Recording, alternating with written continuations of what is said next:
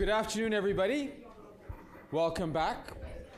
This is a very opportune time. Everybody's blood sugar levels are actually coming at a high level, so we're all completely wide awake. My name is Keith Martin. I'm the Executive Director of the Consortium of Universities for Global Health, based here in Washington, D.C. We've got a fantastic afternoon for you. And so what we're going to do is Mac, Anya, and I are going to divide the labor, and we're each going to introduce one panel each. Each of the panelists are going to speak. We're not going to spend time on their fantastic bios. Please take a look at them at the end of the book. So we're going to get right down to business. And here are our fabulous presenters. Each are going to speak for 10 minutes, and then there'll be time left at the end for questions and answers. So it's really a pleasure today to introduce Dr. Rebecca DeBoer. She's an oncology fellow at UCSF. Rebecca, the floor is yours. Thank you. Quick correction, we have, I think, 20 minutes per presentation. Yes. Okay, just checking. All right. Okay. All right, so good afternoon, everyone, and thank you for the opportunity to kick off this panel session on building ethical, mutually beneficial global oncology partnerships. My colleague, Dr. Cyprian Shirambere, and I have worked together for over 5 years now in a larger global oncology partnership, and we will be co-presenting this talk today about general aspects of partnerships and the importance of building ethical partnerships in global oncology. So as Dr. Martin said, I'm currently a fellow in medical oncology at UCSF, focusing my career in global oncology. But I also have formal ethics training and a background in global health ethics. So I'm actually going to be speaking to you today with that hat on. I'll start with a whirlwind tour of history, highlighting some key features that shaped the context for global oncology partnerships. And then I will review the discourse and guidance around partnerships from the nascent field of global health ethics and provide an introduction to partnerships in global oncology. And then Cyprian will take it from there, discussing our experience at the Butaro Cancer Center of Excellence in Rwanda and sharing with you some of the ethical challenges we have faced over the years and how we have tried to address them.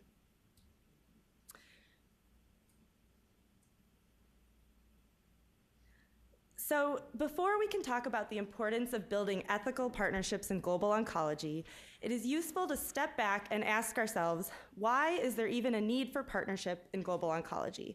Why is it that there are such wide gaps in our ability to treat cancer in different parts of the world, that a child with leukemia or a woman with breast cancer in the US is highly likely to be cured, whereas that same child or woman, if they happen to be born in many parts of the world, are still highly likely to die of their disease?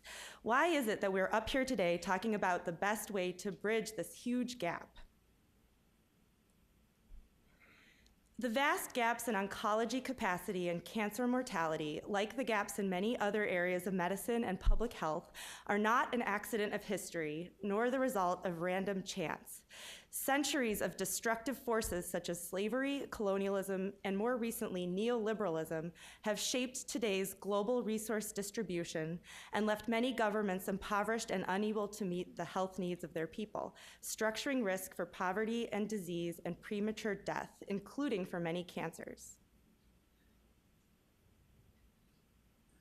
Against this historical backdrop, there has been some form of an effort by high-resource nations and institutions to address public health concerns and, to a lesser extent, to deliver healthcare in low-resource settings. Over the centuries, this effort has evolved from colonial medicine, which was chiefly concerned with protecting the colonizers, and tropical medicine, which coincided with the development of germ theory and focused on controlling epidemic disease by fighting non-human vectors. In the 20th century, as global commerce expanded, organizations were established to address the threat of diseases to international trade. For decades, international health efforts were disease-focused or vertical programs, such as mass eradication campaigns to eliminate yellow fever or polio.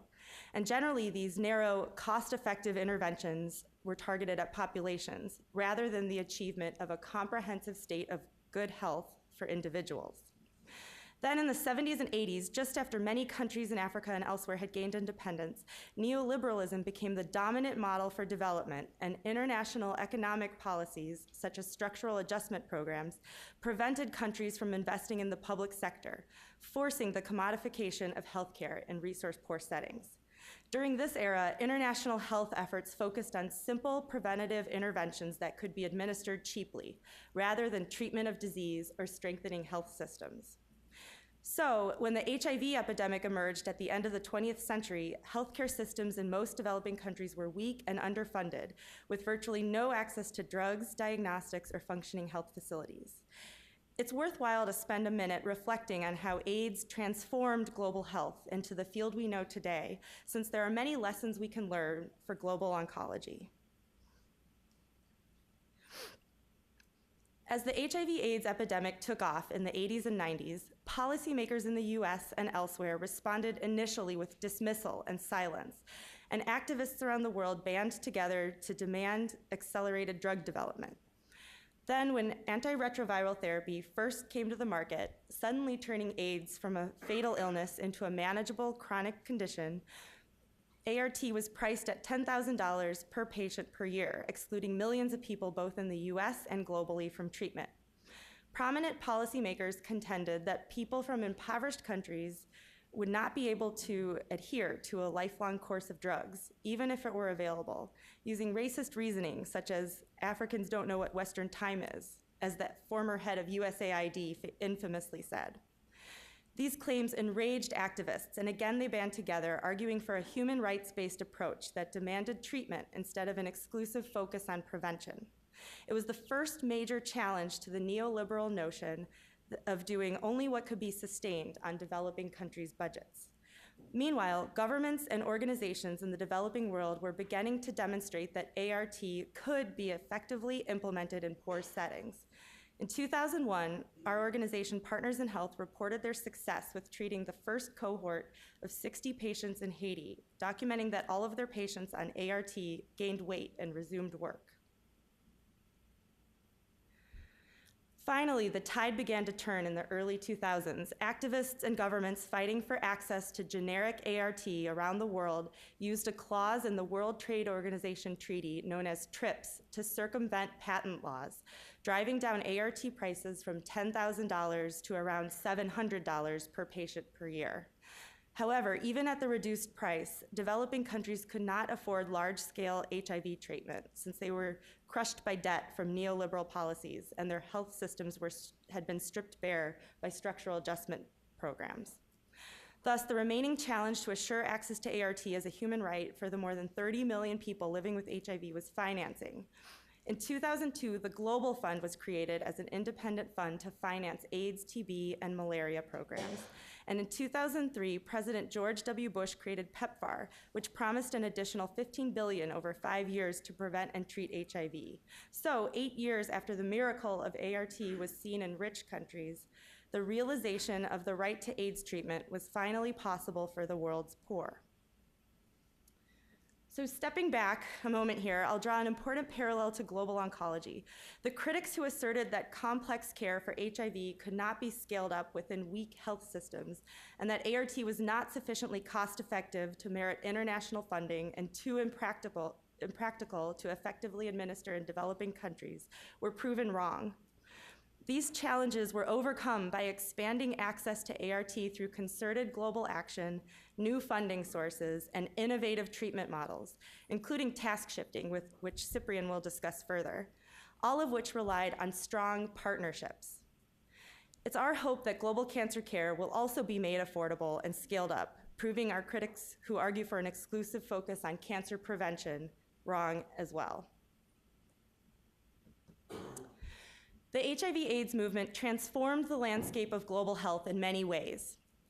As HIV became a chronic illness, it further exposed weak health systems that were unable to manage longitudinal care and complications, including AIDS-related malignancies, showcasing the need to invest not just in vertical, disease-specific programs, but in strengthening entire health systems, a so-called diagonal approach. Interest grew in expanding the scope of global health beyond infectious diseases and maternal and child health, which were the health-related Millennium Development Goals in 2001, to a more comprehensive view of health that includes non-communicable diseases such as cancer and many other aspects of health.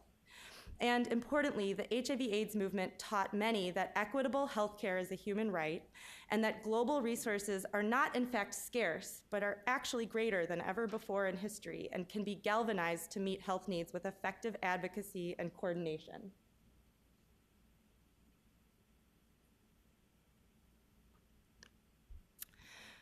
With this transformation to the modern era of global health and widespread engagement from a variety of stakeholders in a variety of different ways, has come a steady stream of ethical challenges. These challenges, and all too often ethical violations, have prompted the discourse and guidance that has come to be known as the field of global health ethics. Here's one proposed definition of global health ethics: a field of applied ethics, inquiry, and practice offering critical exploration, including self-reflection, interprofessional and transcultural dialogue, rigorous analysis, and normative guidance relevant to decision-making regarding the distinct context, challenges, dilemmas, and constraints of global health education, research, service, and North-South partnerships, aiming to reduce global and local health inequities affecting marginalized populations. In the 1990s, as clinical research became increasingly globalized, there was substantial debate about the ethics of research in developing countries, which generally centered on three issues: the standard of care that should be used in research in developing countries, the reasonable availability of interventions proven to be useful during the course of trials, and the quality of informed consent. This discourse led to the development of reports and guidelines focusing on the ethics of research in low-resource settings, such as the Nuffield Council of Bioethics Influential Report in 2002. The bioethics group at the NIH outlined principles and benchmarks for clinical research in developing countries, essentially adding the principle of collaborative partnership to the list of principles they had previously outlined for research in developed countries. They emphasized the role of collaborative partnership in minimizing the possibility of exploitation by ensuring that a developing country determines for itself whether the research is acceptable and responsive to the community's health problems, and which increases the potential for the research to have a lasting impact and influence policymaking, and demonstrates awareness of and respect for cultural differences.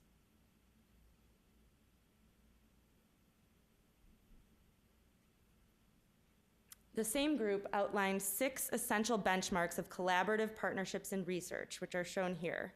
First, to develop partnerships with multiple stakeholders, including researchers, policymakers, and the community, to involve partners in determining the importance of the health problem, assessing the value of research, and involving them in planning, conducting, and overseeing the research, and integrating it into the healthcare system.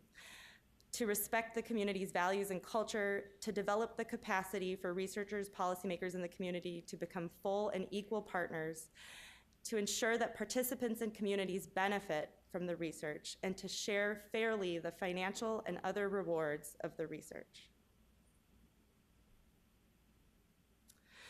After research, the next wave of global health ethics discourse addressed the rapidly growing number of academic global health programs in high-income countries that were responding to increasing demand and enthusiasm from students and trainees for global health experiences across international borders. These short-term experiences, which have been framed as training opportunities for the student, service-oriented visits that benefit the host, or foundations for a career focused on global health, raise an array of ethical issues and challenges that involve multiple stakeholders. The ethics discourse on this topic has shaped ideas about the right way to approach these experiences, such as the accompaniment model advocated by Partners in Health, and a wrong way to approach these experiences, often referred to as parachute medicine, voluntourism, or the white savior industrial complex.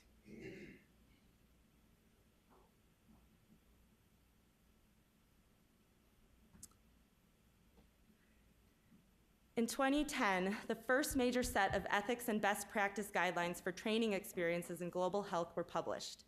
The stated goal of these WAIT guidelines is to facilitate the structuring of an ethically responsible global health training program.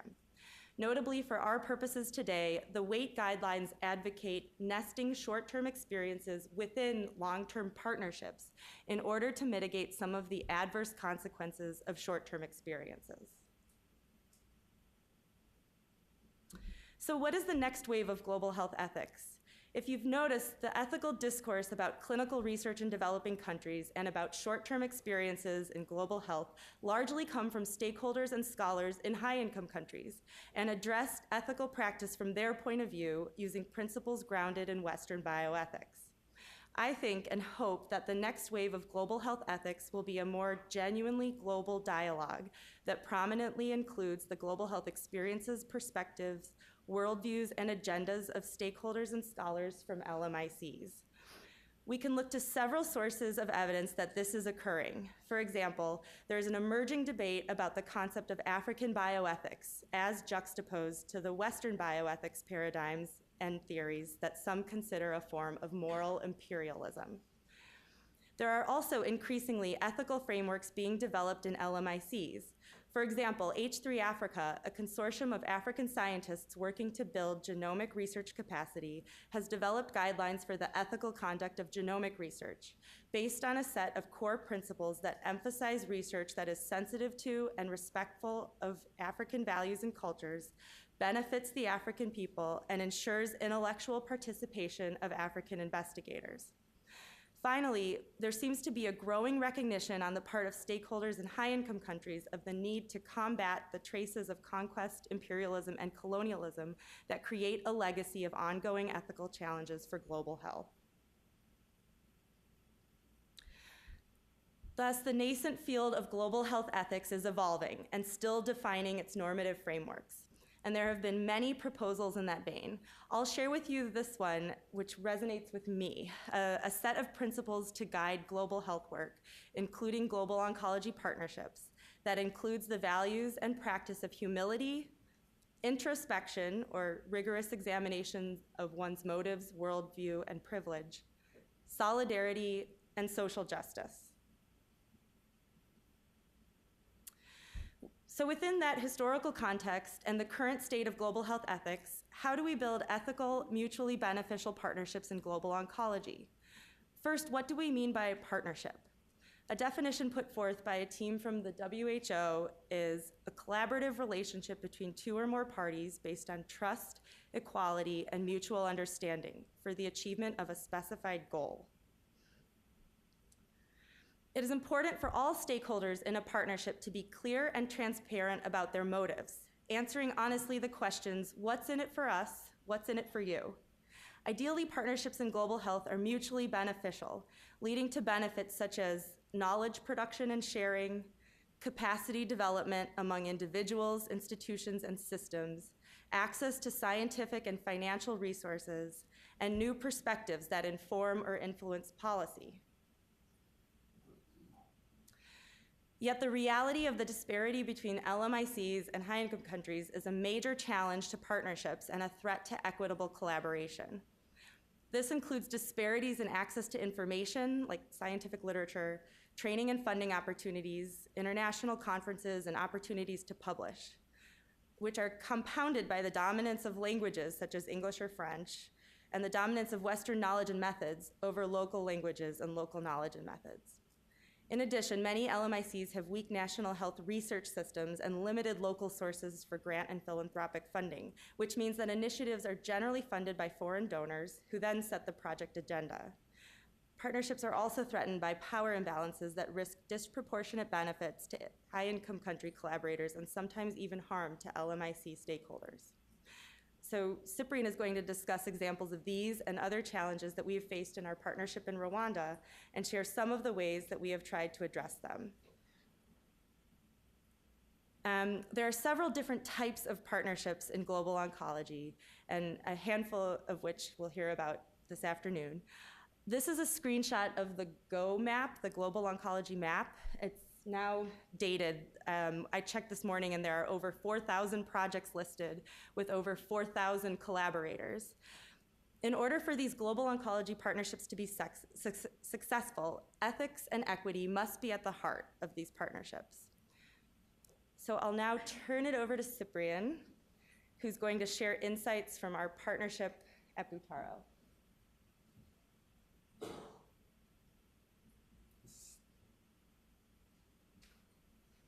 Thank you so much, Dr. Becky, for paving my path. I think my presentation will be easier after your great talk. I also want to thank the ICEC organizers for having me here to give our experience at Butaro on why is it important to build ethical partnership in global oncology. I'm Cyprian Shirambele. I'm a medical doctor, and I'm the director of oncology in Partners in Health. So my few slides will use the live experience of the Butaro Cancer Center of Excellence, then talking about the importance of building ethical partnership, what have been our successes, and then what have been our challenges, and what were our strategies to address them. I will start by introducing a little bit Partners in Health, but I know most of you know what Partners in Health, which is an international non-government organization which has a mission to provide a preferential option for the poor in healthcare by establishing long-term relationship with sister organizations based in the setting of poverty. Partners in Health started in Haiti and now is in 10 countries, including Rwanda, where now we are in 3 districts, including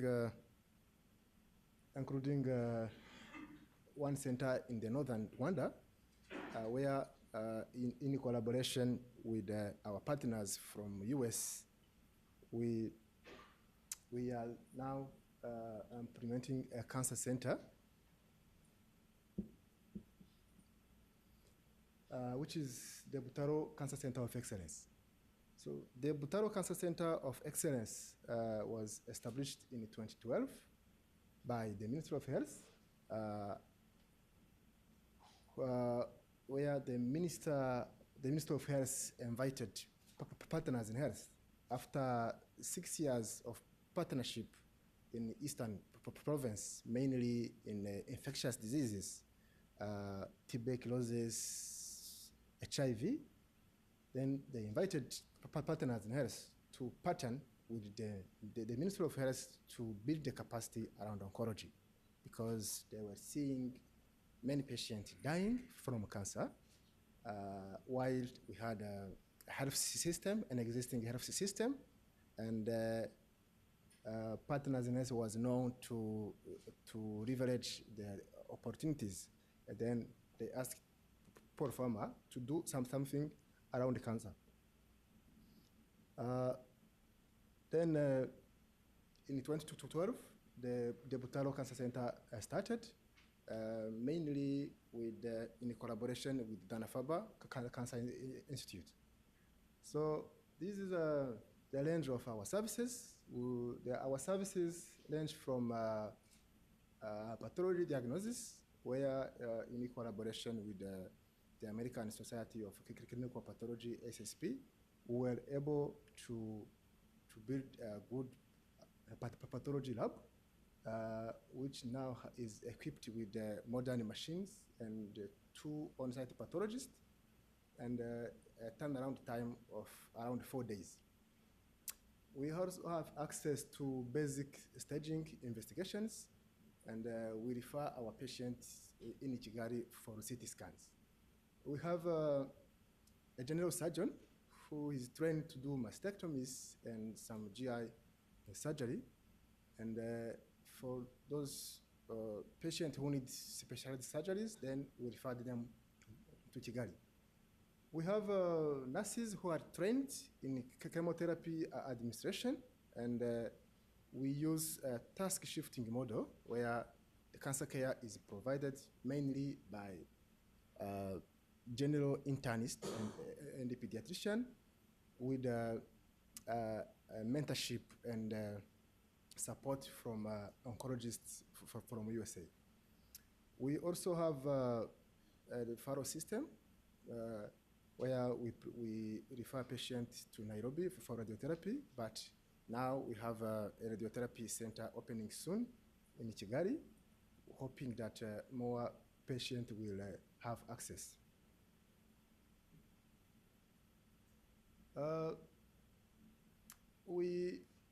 This is the list of most of the diseases we treat.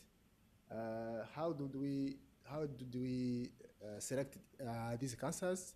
Again, this was the result of the partnership with our oncologists, because we decided to start with the types of cancer where we can have an impact.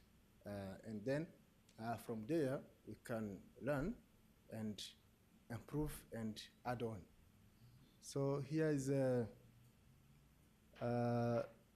nurse who was administering chemotherapy on the ward.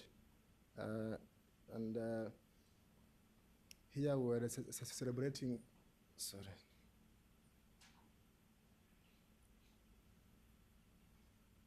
It's okay. So here we were celebrating the World Cancer Day 2 years ago.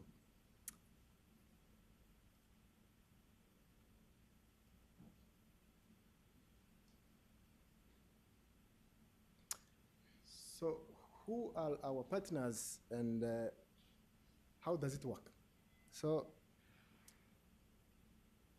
this is the hospital, which is basically a government facility, but the construction funding was done by PIH, and then the government of Rwanda provides most of the support. I mean, in terms of staffing, all the general nurses or the general the doctors are paid by the government of Rwanda. And then PIH will bring all the expertise which is needed that is not available in the country. So they will bring all the great people from Harvard, from Dana-Farber, from Dartmouth. I saw Dr. Mary Chamberlain in the room, and Dr. Scott, who is our advisor in radiation oncology. So, and then with this partnership, we were able to provide cancer care in a task shifting model, where we build the system, we treat, and then we evaluate what we are doing to see what are the areas for improvement.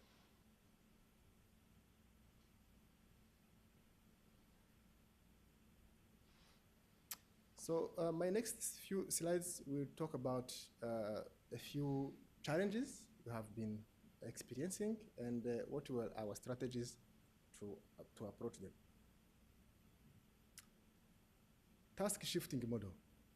As I said, there is a scarcity of specialists at the Butaro Hospital, and care is provided by general physicians. We use national endorsed protocols, and we have a weekly conference call with our advisors. And we started with audio, but now we are transitioning to Zoom, a visual presentation, and we can email challenging cases every day. The challenge has been to try to keep the recommendations that we are getting from our advisors, to keep them applicable to our settings. So, and then this will depend on their experience. So some of them have been to Butalo, they know what works and what not works. Some of them have been there for a short time and are still, I will say, struggling to know what to tell to our junior doctors. And depending on what they know, there is what you know, and there is what will work in our settings. So trying to balance that has been a challenge. Also, there is a cultural and language barrier where it becomes even difficult to understand each other on the call. And our colleagues sitting here, Aaron and Kelly, are our intermediate there to try to summarize what our physician has been saying so that we make sure that our advisor has understood, because we heavily rely on the advice, and it will impact the patient care. So we need to make sure that we understand well. So another challenge has been the availability and the commitment of the advisors, because their time is very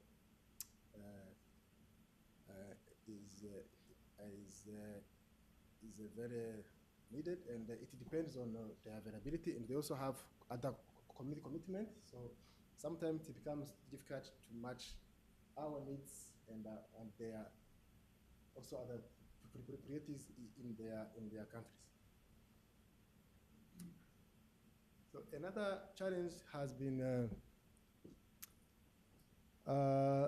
to manage the competing priorities between partners. As you know, the priorities for the host mainly is to get the work done. You always have many patients in the front of you. You want to do your work and you go home because you are tired.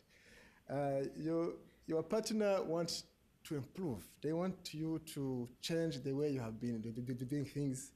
And also there is this conflict of I want to build a system which is centered to patient care, and someone wants to build a system which is centered to research and data. But I know there is a way they can instead of competing, they can complement each other. But also there is someone needs to be there to balance, to make sure that there is a balance. So Partners in Health, a mission has been and is still to put the patient on the forefront, and all our advisors, all our partners, we try to keep them in our mission. So because we work at the request of the Ministry of Health, we don't bring our own agenda. So our role has been always to respond to the government's priorities instead of having our own priorities. Another challenge has been around how to manage the trainees and the visitors. Part of our collaboration has been to host on a regular basis, to host students, residents, and the faculty members in our hospital, coming here to help to build the system, to do research, to do quality improvement, but also to fill the gap, to fill the knowledge gap by training and mentorship. But the question you can ask yourself is that, is this a mutual beneficial approach, or there is imbalance? I will say, but from our experience, we have a lot of benefit from this partnership, because we have been able to publish a lot of papers around our evaluating our program, implementation science. So we have been able to show to the global community that it is possible to treat cancer in low income countries, and it is actually cost effective. So we would not have done so if we didn't have these great people from Harvard, young students from Harvard who have this skill set to do research. And we also, our visitors have been very useful in terms of protocol development and so how does this become a burden to the host? Sometimes they can be taking opportunities for the host student, and there is a lack of bidirectional opportunities. Sometimes it is most of people coming from here to go there, and very few people to come this way, and you can wonder why. And we also keep to continue to balance and to make sure that there is an equitable use of patient information. Equity in opportunities for career development. Generally, there is a problem of inequity in access to information, training, and funding opportunities, which can be compounded by the dominance of language, such as English, over local language, the dominance of Western knowledge and methods over local knowledge and methods. So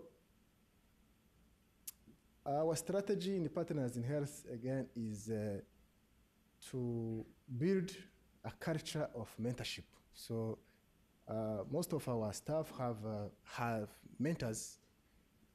It's a kind of twinning model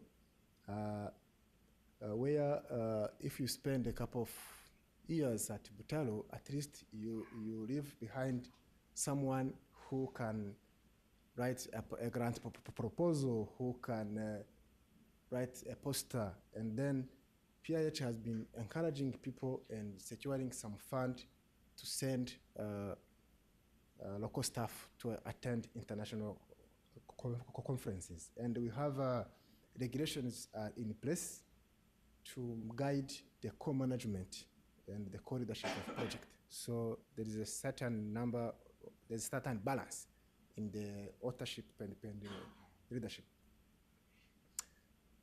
Salary differentials has been another issue because, as you know, people get different salaries while they are doing the same job, but depending on your employer, you get a different salary. And this has been frustrating from local staff, but there is a number of factors contributing to this. Because, for example, if you are an MOH employee, there is a certain range of salaries that has been set by the government. Even if you were able to top up, you may not be allowed to do so. To bring in people with different expertise, you need to provide more salaries. And then people from US also need to have a different, better salary to be able to stay. Otherwise, they will not. So this has been a source of frustration to local staff, and we don't have a solution on this, but it is a problem. Power imbalances due to funding streams.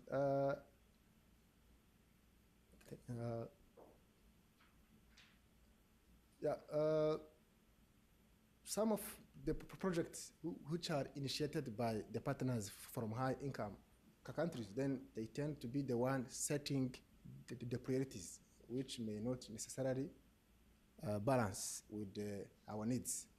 And the staff locally can be used as a cheap labor for your study, while the partner in high-income countries are leading the project. So, and there is this also a bias. So our roots again, and in the accompaniment model, by following the government priorities and the agenda rather than setting our own priority. So this is a PIH strategy. Research.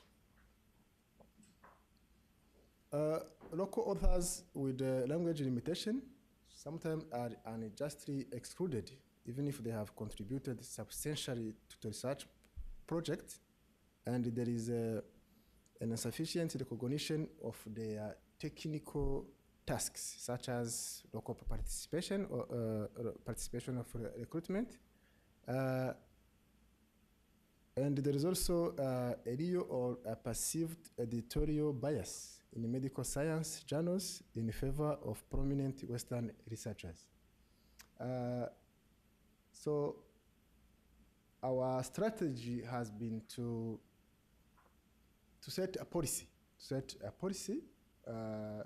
which requires that there is an equal distribution of authorship between local and international authors, but also we insist on equal contribution of authors. And there is also a monthly NC rating group where we work with partners from high-income countries to train and teach our staff on how to write a manuscript and how to write grant proposals. To conclude, I will say that ethics and equity must be at the heart of global health partnership in order for them to become successful. And host institutions need to have a clear policy guiding partnership and clarity expectation from each side and action. I thank you for your attention.